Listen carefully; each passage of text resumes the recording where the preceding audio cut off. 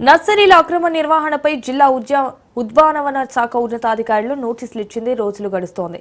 నోటీసుల సంగతి దేవుడి ఎరుగు. నర్సరీల నిర్వహణకు అనుమతులు తెచ్చుకోకుండానే లక్షల రూపాయల విలువ చేసే మొక్కల క్రయ విక్రయాలు జరుపుతున్నారు.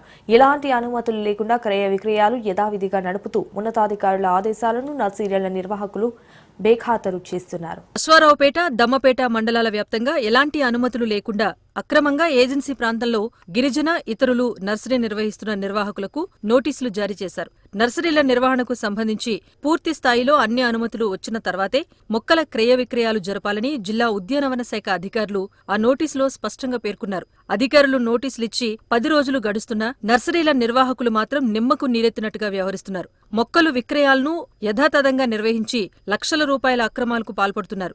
ఏజెన్సీలో 1/70 పీసా చట్టాలను తుంగలో తొక్కి గిరిజనుల నుంచి అక్రమంగా భూములను నిబంధనలకు విరుద్ధంగా లీజుకు తీసుకుని కొన్ని చోట్ల భూములను కొనుగోలు చేసి బహిరంగంగానే అక్రమాలకు పాల్పడుతున్నారు. ఉద్యానవన శాఖ అధికారులు నోటీసులిచ్చిన దగ్గర నుంచి నేటి వరకు సుమారుగా వేలాది మొక్కలను విక్రయించేశారు. దీని ద్వారా లక్షల రూపాయలను నిర్వాహకులు అక్రమంగా ఆర్జించినట్టుగా సమాచారం. వన శాఖ అధికారులు నోటీసులిచ్చారు కదా, అనుమతులు లేకుండా విక్రయిస్తే ఇబ్బందులు ఎదురవుతాయని ఒకరిద్దరు హెచ్చరించారు కూడా.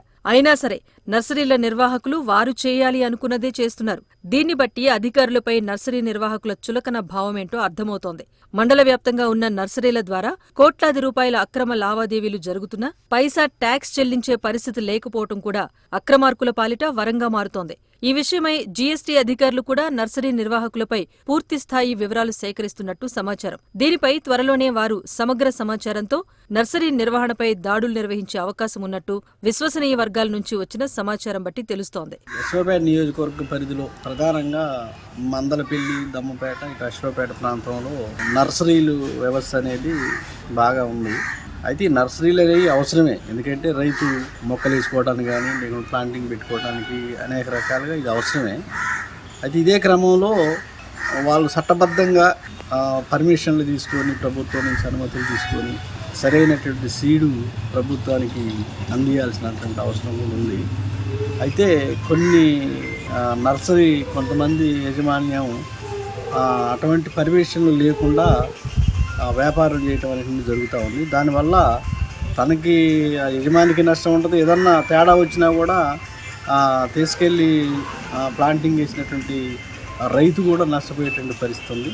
అందుకని అన్నీ చట్టబద్ధంగా ఖచ్చితంగా పర్మిషన్లు తీసుకొని ఎవరికి నష్టం రాని విధంగా నర్సరీ యాజమాన్యం ప్రయత్నం చేస్తే బాగుంటుందని చెప్పేసి మేము భావిస్తున్నాం. ముఖ్యంగా నర్సరీల నిర్వాహకులు ఏజెన్సీ చట్టాలకు తూట్లు పొడుస్తున్నారు. పీసా చట్టం నిబంధనల ప్రకారం ఏజెన్సీ ప్రాంతంలోని వనరులను వినియోగించుకునేవారు. ఈ ప్రాంత అభివృద్ధి కోసం వారి ఆదాయంలో 10% ఖర్చు చేయాల్సి ఉంటుంది. వీటిని విద్య, వైద్యం, గ్రామీణ అభివృద్ధి కోసం ఖర్చు చేయాల్సి ఉంటుంది. కానీ వీరు మాత్రం దశాబ్దాల నుంచి ఇక్కడ అక్రమ నర్సరీల వ్యాపారం చేస్తూ వ్యాపారం నిర్వహిస్తున్న ప్రాంతాల్లో అభివృద్ధి కోసం తట్టెడు మట్టి కూడా పోయకపోవటం ఆశ్చర్యకరం. ఈ విధంగా నర్సరీల యాజమాన్యాలు ప్రభుత్వానికి చట్టపరంగా రావాల్సిన లక్షల రూపాయల ఆదాయానికి గండి కొడుతున్నారన్న విమర్శలు కోకొల్లలు. అంతేకాకుండా ఏజెన్సీ ప్రాంతంలోని వనరులను అన్నింటినీ ఉపయోగించి దోపిడీకి పాల్పడుతున్నారు. నర్సరీలు అనేవి బాగా పెరిగినాయండి. వాటి విషయంలో సంతోషించాల్సిన విషయం ఇది. అయితే ఇందులో లైసెన్సులు లేని నర్సరీలు అనేవి చాలా ఉన్నాయి. దానివల్ల గవర్నమెంట్కి ఇబ్బంది కలుగుతుంది.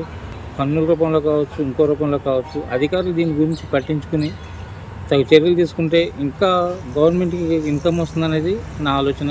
తర్వాత తీసుకునే వాళ్ళకు కూడా మొక్కలు క్వాలిటీ ఇవ్వగలుగుతారనేది నా అభిప్రాయం. దీని గురించి స్పందించి అధికారులు సరైన నిర్ణయం తీసుకుంటారు, పరిశీలిస్తారని చెప్పని నేను కోరుకుంటున్నాను.